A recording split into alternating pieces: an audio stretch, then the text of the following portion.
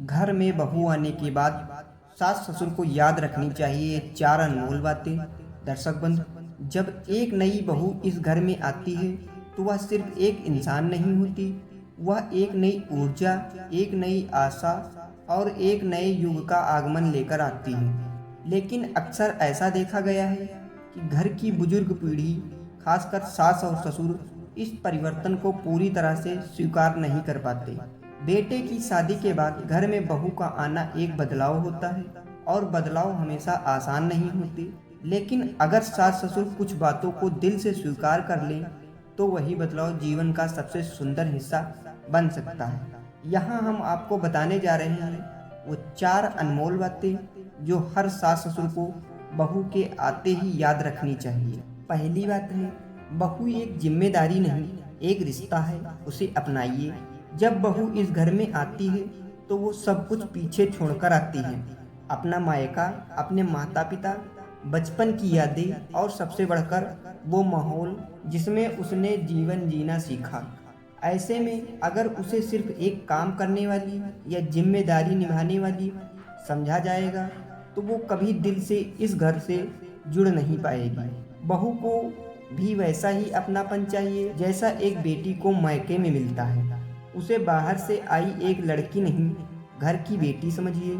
उसे एहसास दिलाइए कि वो इस घर की नई सदस्य नहीं बल्कि इसकी धड़कन है।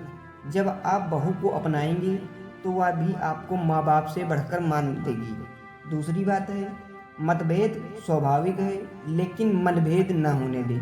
हर पीढ़ी की सोच अलग होती है। जो बातें सास ससुर को सही लगती हैं जरूरी नहीं कि बहू को भी वैसी ही लगे, लेकिन इसका यह मतलब नहीं कि कोई गलत है।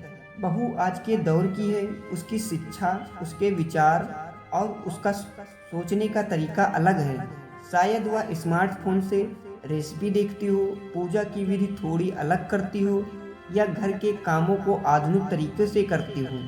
इन्हें देखकर टोकने की बजाय समझने की कोशिश करें। बहस की जगह संवाद को मौका दीजिए। पीढ़ियों के फर्क को दूरी मत बनने दीजिए, सेतु बनाइए। और तीसरी बात है, बहू को आदर और आत्मसम्मान दीजिए। वो भी एक बेटी है। सम्मान एक ऐसा शब्द है जिसे सुनने में सरल लगता है लेकिन व्यवहार में उतारना कठिन।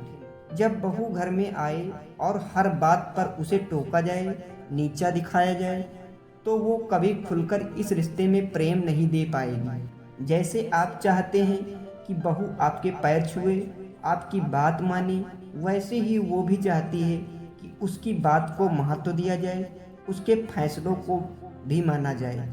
अगर आपने उसे कभी अकेले में बैठाकर हालचाल पूछा है या बिना वजह उसके काम की सराहना की है तो यकीन मानिए वो उसे जीवन भर याद रखेगी। जितना आप बहू को सम्मान देंगे वो उतनी ही गहराई से आपको मानेगी। चौथी बात है, बहू को घर की जिम्मेदारी में भागीदार बनाइए, बाहरी नहीं। घर एक संस्था है और हर संस्था तब तक अच्छी नहीं चलती जब तक उसमें हर सदस्य की भागीदारी न हो। लेकिन क्या आपने कभी बहू से पूछा कि वो रसोई में क्या बदलाव चाहती है या त्योहारों में वो क्या खास बनाना चाहती है? अगर बहू को हर बात में बस आदेश दिए जाएंगे और फैसले ऊपर से थोपे जाएंगे तो वो अपने मन से कुछ नहीं कर पाएगी।